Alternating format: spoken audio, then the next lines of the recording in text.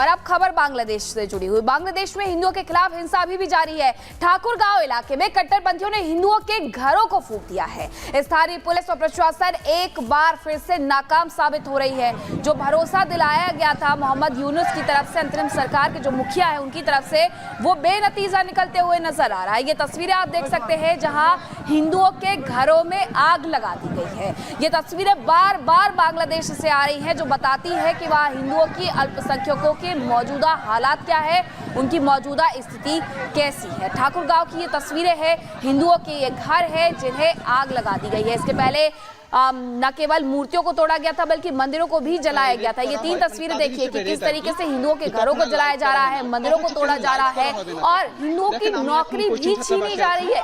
जबरन उनसे हस्ताक्षर करवाए जा रहे हैं कि आप इस्तीफे पर हस्ताक्षर कर दीजिए और नहीं करने पर उन्हें सताया जा रहा है।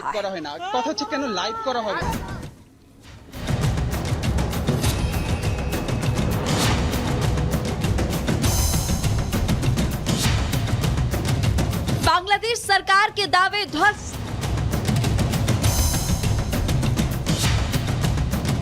नहीं थम रहा अल्पसंख्यकों पर अत्याचार।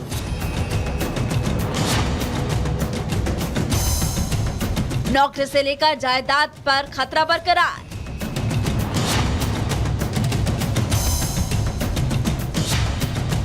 बांग्लादेश के कार्यकारी प्रधानमंत्री यूनुस के उन दावों की पोल खुल रही है जिसमें वो वहां पर अल्पसंख्यकों की सुरक्षा की बात कर रहे थे। बांग्लादेश में हिंदुओं पर अत्याचार जारी है। इसी क्रम में एक ऐसा ही वाकया बांग्लादेश के कुश्तिया जिले से सामने आया, जहां कट्टरपंथियों की भीड़ ने एक हिंदू मंदिर पर हमला बोल दिया। उग्र भीड़ ने न सिर्फ हिंदू मंदिर को तोड़ा बल्कि भीड़ ने मंदिर के अंदर रखी प्रतिमा को भी खंडित करने का प्रयास किया। यहाँ ये जानना अहम है कि आखिर कौन सी ऐसी वजह है जिसके चलते अचानक शांत पड़े बांग्लादेश में हिंदू अल्पसंख्यकों को निशाना बनाया जाने लगा। इसके पीछे सबसे बड़ी वजह वहां के राजनीतिक हालात है, जहां मुस्लिम कट्टरपंथियों की सत्ता में दखल सबसे बड़ी वजह मानी जाती है। जमात इस्लामी हिंदुओं को निशाना बनाता है। हिंदुओं की जमीन पर कब्जा करना इसके पीछे मकसद है और मुस्लिम वोटर्स को बांग्लादेश सरकार ने छूट दी है। राजनीतिक पार्टियां ध्रुवीकरण करवाती है। हालांकि बांग्लादेश में हिंदुओं पर हमले कोई नई बात तो नहीं है, पहले भी हिंदुओं पर हमले होते रहे हैं, लेकिन शेख हसीना के तख्ता पलट के बाद से ऐसे बिगड़े हैं हालात कि सुधरने का अब नाम नहीं ले रहे। आए दिन किसी न किसी हिंदू मंदिर पर हमले हो रहे हैं। बीते दिन कट्टरपंथियों की भीड़ ने न सिर्फ ढाका कॉलेज पर हमला किया बल्कि अंदर बने मंदिर को भी नुकसान पहुंचाया। लेकिन बांग्लादेश में अल्पसंख्यकों की कोई सुनने वाला नहीं है। अंतरिम सरकार मुखदर्शक बनी हुई है, ना तो मुकदमा दायर किए जा रहे हैं और ना ही कोई कार्रवाई की जा रही है, जिसके पीछे बांग्लादेश घटती हिंदुओं की आबादी है। बांग्लादेश में हिंदू आबादी 7.9 लाख प्रतिशत, ढाका में 24 लाख, रंगपुर में 20 लाख, खुलना की बात करें तो 20 लाख है, सिलहट में 13 लाख तो चटगांव में 20 लाख। 7 जनवरी 2024 को बांग्लादेश में हुए आम चुनावों में वहां रहने वाले अल्पसंख्यक समुदाय ने प्रधानमंत्री शेख हसीना की पार्टी अवामी लीग को वोट किया था ताकि वो सुरक्षित और शांति से रह सके। लेकिन शेख हसीना के तख्ता पलट के बाद से हालात लगातार बेकाबू होते जा रहे हैं। इन मामलों में कार्रवाई न होने और आरोपियों को सजा नहीं मिलने के चलते कई कट्टरपंथी संगठनों के हौसले बढ़ रहे हैं। यूनुस सरकार अगर जल्द ही कोई बड़ा फैसला नहीं लेती तो आने वाले समय में हालात और ज्यादा भयावह हो सकते हैं। Bureau report, Republic Bharat. और श्रीलंका के मुद्रों की अगर बात करें, वहां पर भारतीय और इसके अलावा श्रीलंका के सैनिकों की तरफ से युद्धाभ्यास किया गया है। 1 मिनट की इस रिपोर्ट को आप देखिए।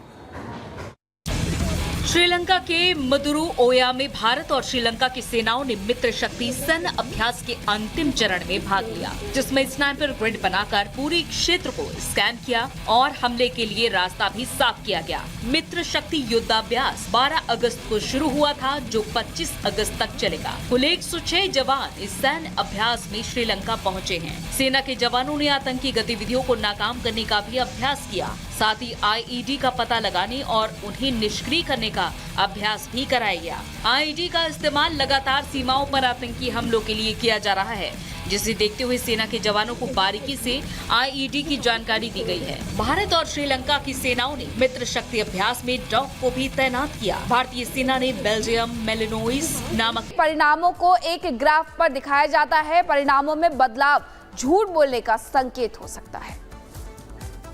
और चलिए खबरों में आगे बढ़ते हैं, बात करेंगे उत्तर प्रदेश की, क्योंकि यूपी के गाजियाबाद से खबर सामने आ रही है। एक युवती ने सुसाइड करने से पहले अपना एक वीडियो बनाया। 1 मिनट की इस रिपोर्ट को आप देखिए। उत्तर प्रदेश के गाजियाबाद में युवती ने फांसी लगाकर जान दे दी। उसकी मौत के 3 दिन बाद जब मोबाइल का लॉक खुला तो मरने का कारण साफ हुआ। कोड़ा इलाके में रहने वाली युवती ने 17 अगस्त की रात 10 बजे कमरे में पंखे में फांसी पर लटक कर जान दे दी। मरने से पहले युवती ने खुदकुशी का वीडियो बनाया और अपने पुरुष मित्र को मरने का कारण भी बताया। पुलिस ने मामले में कार्रवाई करते हुए मंगलवार को आरोपी दोस्त को गिरफ्तार कर लिया है। उनको कुछ वीडियोस प्राप्त हुई जिनमें उनकी बेटी अपने पुरुष मित्र नितेश निषाद को अपने मरने का मुख्य कारण बताते हुए उसके ऊपर ब्लैकमेलिंग का आरोप लगाते हुए फांसी लगा रही थी, जिसके आधार पर तत्काल मुकदमा पंजीकृत कर लिया गया है। आरोपी नितेश निषाद को गिरफ्तार कर लिया गया है। बताया जा रहा है कि युवती का दोस्त ही उसको ब्लैकमेल कर रहा था। वो उसकी नाबालिग छोटी बहन से संबंध बनाने का दबाव डाल रहा था और अब पुलिस मामले के हर एंगल से जांच कर रही है। Bureau report, Republic Bharat. और चलिए आगे बढ़ते हैं, बात अब हाजीपुर की करेंगे, जहां पर आरजेडी के वार्ड पार्षद की गोली मारकर हत्या कर दी गई। बताया जा रहा है बाइक से आए बदमाशों ने फायरिंग की वारदात को अंजाम दिया है।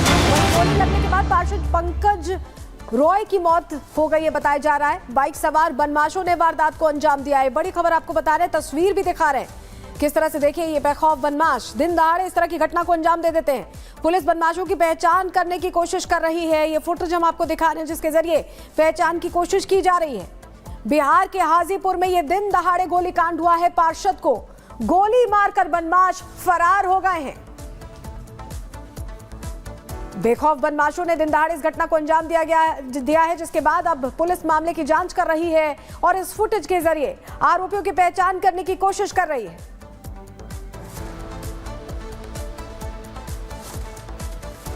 और 3 तस्वीरें आपको दिखा रहे हैं। बिहार के हाजीपुर में गोलीकांड की घटना सामने आई है। सीसीटीवी में हमलावर कैद हो गया है। ये बदमाश अचानक आता है और गोली मार के फरार हो जाता है। पार्षद की हत्या कर दी गई है।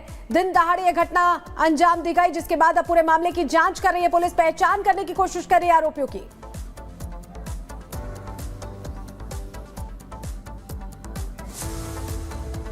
दुकान पर बैठे हुए तो बगल में कपड़ा का दुकान है, भाइये का है। बैठे हुए थे हम 5 मिनट पहले मिल के हम गए थे दुकान में सामान लेने। और सामानों ने हम नहीं लिए।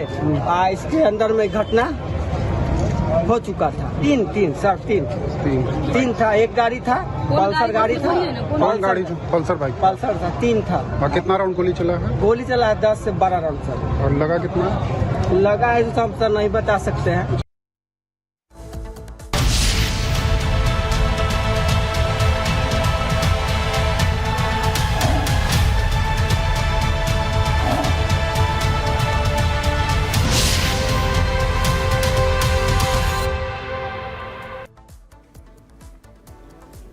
और तस्वीरें आपको दिखा रहे हैं जहां कन्नौज मामले में पीड़िता की बुआ को गिरफ्तार कर लिया गया है। पीड़िता की बुआ की तलाश में यूपी पुलिस ने 6 टीमें लगाई थी, लेकिन आखिरकार सफलता मिल गई है।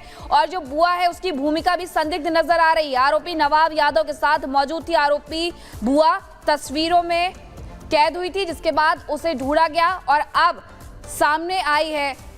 आज सुबह 5 बजे आरोपी बुआ की गिरफ्तारी हुई है, जिसके बाद आप देख सकते हैं कन्नौज पीड़िता की बुआ पर ये आरोप लगे थे कि वही नाबालिग को लेकर के गई थी नवाब के पास और इसी मामले में उसे खोजा जा रहा था।